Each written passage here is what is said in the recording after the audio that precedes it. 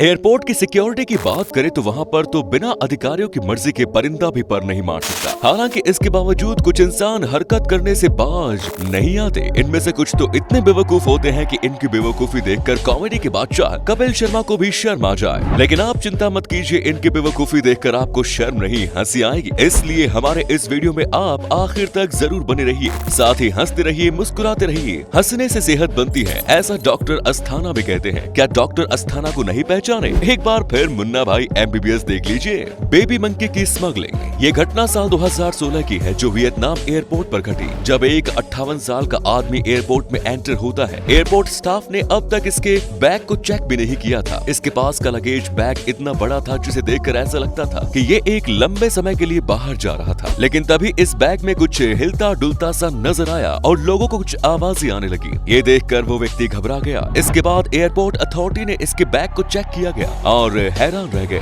क्योंकि इस बैग में बंदरों के 5 छोटे छोटे बच्चे मौजूद थे। इस आदमी के बैग के भीतर भी एक बैग था। जब उस बैग को खोला गया तो उसमें 5 लैंपर्स और छोटे छोटे बच्चे मिले। इस प्रकार ये आदमी कुल 10 जिंदा जानवरों के बच्चों की स्मगलिंग कर रहा था। इन तमाम बच्चों को लेकर वियतनाम से रशिया जा रहा था। ईल फिश स्मगलिंग। ईल फिश बहुत ही टेस्टी और हेल्दी होती है, लेकिन फिर भी जिंदा ईल फिश की स्मगलिंग करना अपने आप में ही बड़ा डेंजरस आइडिया है। पर इस डेंजरस आइडिया को इम्प्लीमेंट किया मैड्रिड से चाइना जा रहे कुछ टूरिस्ट्स के ग्रुप ने। दरअसल 18 जनवरी 2016 को ये सारे टूरिस्ट जब अपनी जर्नी कर रहे थे तो चाइना एयरपोर्ट पर इनका लगेज मशीन से होकर गुजरा और मशीन में अलार्म बजने लगा। अधिकारियों ने जब इनके बैग्स को चेक किया तो हैरान रह गए। इन सभी लोगों ने अपने बैग में ईल फिश को उसके प्रॉपर टेम्परेचर में रखा हुआ था और वो सारे फिश अच्छी तरह से रैप करके रखी गई थी। इन सभी टूरिस्ट के बैग में कुल 48 ईल फिश मौजूद थी। ये सभी इस बात को अच्छी तरह से जानते थे कि ईल फिश को स्मगल करना कितना इलीगल है, लेकिन फिर भी इन लोगों ने ऐसा किया और इसके बाद ये धर लिए गए। इन सभी को जेल की सजा तो हुई, साथ ही इन सभी को अच्छा खासा फाइन भी भरना पड़ा। Next is gold bar. Smuggling की दुनिया में सोने की बड़ी डिमांड है। लोग सबसे ज्यादा सोना एक देश से दूसरे देश लेकर जाना चाहते हैं, वो भी गैर कानूनी तरीके से। इसलिए सिक्योरिटी और एयरपोर्ट अथॉरिटी गोल्ड की स्मगलिंग को लेकर स्पेशल अलर्ट मोड पर रहते हैं। लेकिन फिर भी कुछ स्मगलर ऐसे भी होते हैं जो अपने स्मगलिंग के सामान को एयरप्लेन में ही भूल जाते हैं। दरअसल कुछ साल पहले ऐसा ही हुआ। एक मुंबई से बैंकॉक जाने वाली फ्लाइट में जब फ्लाइट अटेंडेंट फ्लाइट की साफ सफाई कर रहे थे तो उन्हें प्लेन की टॉयलेट में 2 बैग मिले। जब उन्होंने उन बैग्स को अथॉरिटीज को दिया और उन्होंने उन बैग को चेक किया तो हैरान रह गए। दरअसल उन बैग में सोने के कई बार मौजूद थे। ये सोना 24 कैरेट का था, जिसकी इंटरनेशनल मार्केट में कीमत 20 करोड़ रुपए थी। वैसे आपको क्या लगता है, वो स्मगलर इतना सोना प्लेन के टॉयलेट में भूल गया था या फिर पकड़े जाने के डर से जानबूझकर उसे वहीं छोड़ कर गया था? अपना जवाब हमें कॉमेंट बॉक्स में लिख कर जरूर बताइए। Next is dead birds. ये घटना 11 फरवरी साल 2020 की है, जब चाइना के बीजिंग एयरपोर्ट पर स्टाफ ने एक शख्स की लगेज की तलाश ली तो वो हैरान रह गए। वो आदमी बीजिंग से वॉशिंगटन जा रहा था। इस बैग में कुछ अजीब सी चीज नजर आई। अधिकारियों ने जब इसके बारे में पूछा तो उसने बताया कि ये उसकी बिल्ली का खाना है, लेकिन अधिकारियों को उसकी बात पर भरोसा नहीं हुआ।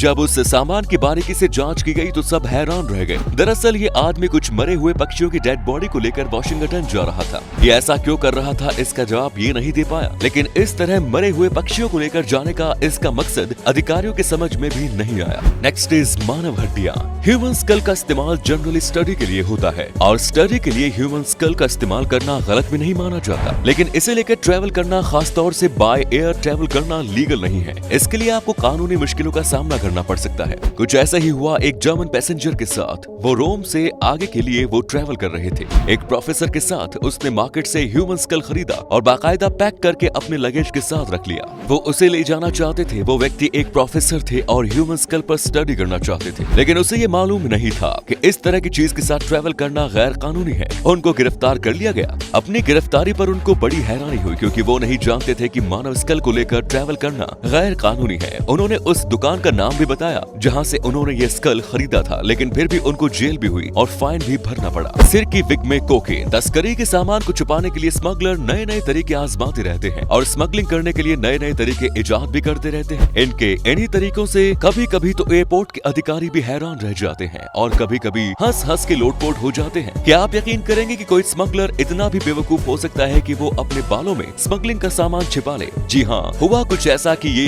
एक भाई साहब कोलंबिया एयरपोर्ट एयरपोर्ट के स्टाफ को चकमा देकर स्पेन तक पहुंच गए। स्पेन के एयरपोर्ट पर जब वो उतरे तो चेकिंग स्टाफ के सामने पहुंचे तो वहाँ बेचारे धर लिए गए। दरअसल उन्होंने अपने सिर पर जो विग लगाई थी उसमें उन्होंने कोकीन छुपाई थी। अब हेयर स्टाइल तो कोई कुछ भी रख सकता है, हर आदमी अपने कंट्री के अकॉर्डिंग हेयर स्टाइल रख सकता है, इस पर कोई पाबंदी नहीं। लेकिन हेयर स्टाइल में स्मगलिंग का ये स्टाइल बिल्कुल नया था। इनके स्पेशल विग को देखकर कोलंबिया के एयरपोर्ट स्टाफ को कोई शक नहीं हुआ, लेकिन स्पेन के स्टाफ को जरा शक हो गया। उन्होंने जब इसको चेक किया तो इसके सिर पर जो विग लगी थी उसमें इसने आधा किलो कोकीन छुपा रखी थी। इसके साथ ही एक बंडल भी मिला जिसमें $34,000 लेकर चला आया था। इसके बाद ये साहब जैसे आए थे वैसे ही इन्हें स्पेन में अरेस्ट करके वापस कोलंबिया डिपोर्ट कर दिया गया। फिर वहाँ से इन्हें जेल की सलाखों के पीछे भेज दिया गया। तो ये जनाब तो डेढ़ शाने निकले, लेकिन ड्रग स्मगलिंग के चक्कर में इन्हें जेल की हवा खानी पड़ी। Next is smoke grenade, smoke बम।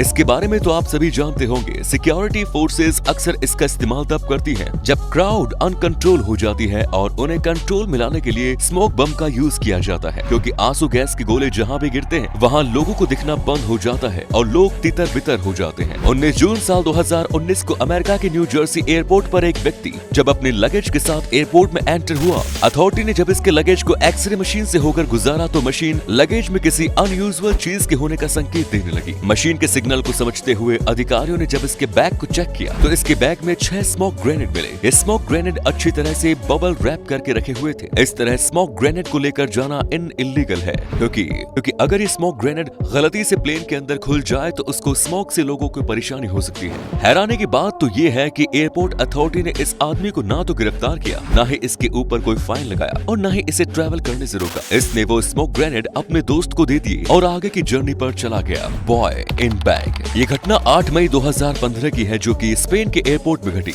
एक लेडीज का बैग जब स्कैनर मशीन से होकर गुजरा तो अधिकारियों को उस बैग में कुछ शक हुआ। उन्होंने उस लेडीज के उस बैग के बारे में पूछा तो उसने बैग को पहचानने से इनकार कर दिया। लेकिन अधिकारियों ने जब उस बैग को चेक किया तो उसमें से एक 8 साल का बच्चा मिला, जो बेचारा बड़ी ही मुश्किल से उस बैग में बैठा हुआ था। लड़की पर दबाव बना गया और जब उसे सख्ती से पूछताछ की गई तो उसने कहा कि ये बैग उसका नहीं है। साथ ही उसने बच्चे को पहचानने से भी इनकार कर दिया। लेकिन आखिरकार उस महिला को मानना ही पड़ा कि ये बैग उसका है और वही इस बच्चे को लेकर आई थी। दरअसल वो इस बच्चे को उसके पिता के पास पहुंचाना चाहती थी। उसका पिता स्पेन में रहता था, क्योंकि वो बच्चा अपने पिता के पास जाना चाहता था, लेकिन वो उसे अनलीगल तौर पर ट्रैवल कर रही थी, जिसके चलते उसे अरेस्ट कर लिया गया, जेल भेज दिया गया और साथ ही उस लेडीज को फाइन भी भरना पड़ा। तो हमें यकीन है वीडियो मजेदार रहा होगा आपके लिए, लेकिन फिर भी आप अपनी राय कमेंट्स बॉक्स में लिखकर जरूर बताएं। मिलते हैं नए वीडियो में। जय हिंद, जय भारत, वंदे मातरम।